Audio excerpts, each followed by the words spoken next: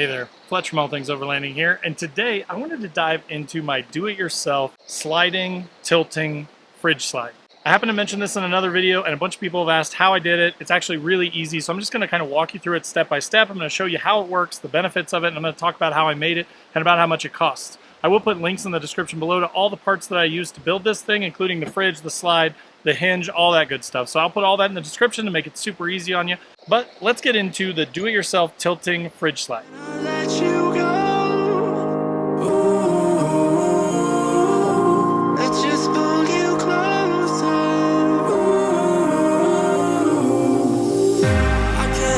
Where it came from, but you got it, my got it. It began in the land of the sandstorm. I fought it, though I wanted everything to do with what you give to me.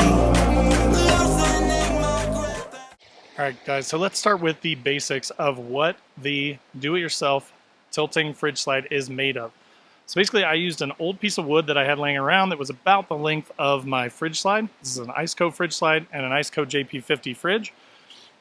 I measured the fridge slide itself, I measured a piece of plywood, and then I Herculined it. Now you could, coat this however you want. You could just paint it, you could leave it bare wood. If it's treated wood, you don't have a ton to worry about. This was actually one that I had used in another project, so it was just scrap wood, so it's got some screw holes in it, nothing fancy again. But what I did was I took these little cheap screwable D-rings. They take 2 screws a piece just to screw them into the top there. I put one on each corner of the platform for the fridge slide, and I put one on the top of my box. Now again, this is going to depend on what you're mounting it to. If you have a drawer system or something like that, you could do that. If you have a track system or something, you could attach it to a piece of wood and then attach that to the bar. This is just to give you some ideas and show you how I did it. But I basically just did 2 D-rings on the bottom down here, 2 on the corner of this, and then I used lashing straps. And I actually had my wife come out and hold the fridge at the position that I wanted it at. And then while she held it, I got these lashing straps to the right length.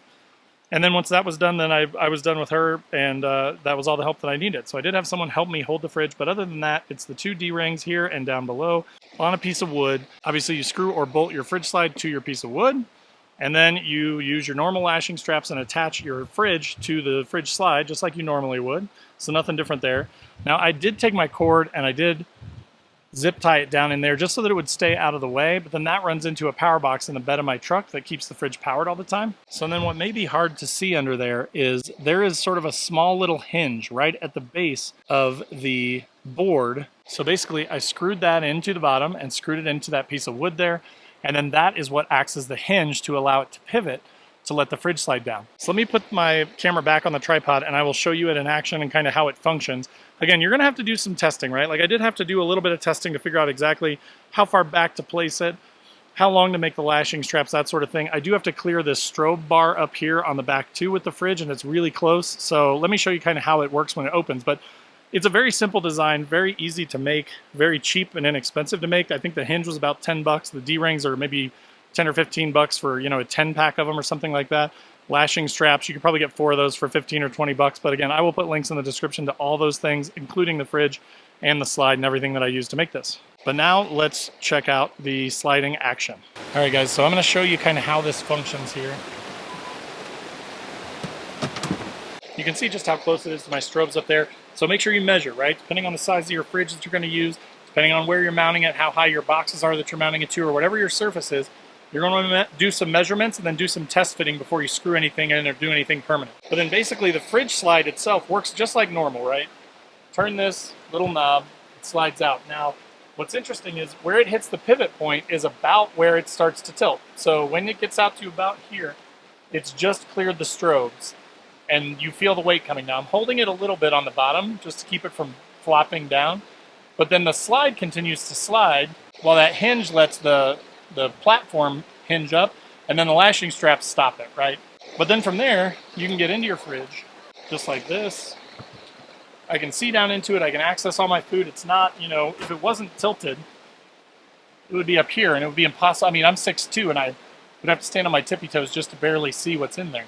So this way, it gives me great access for maybe 15, 20 bucks worth of parts, and some scrap wood that I had laying around, plus the fridge slide and the fridge itself. It's actually a really cheap, really good budget modification.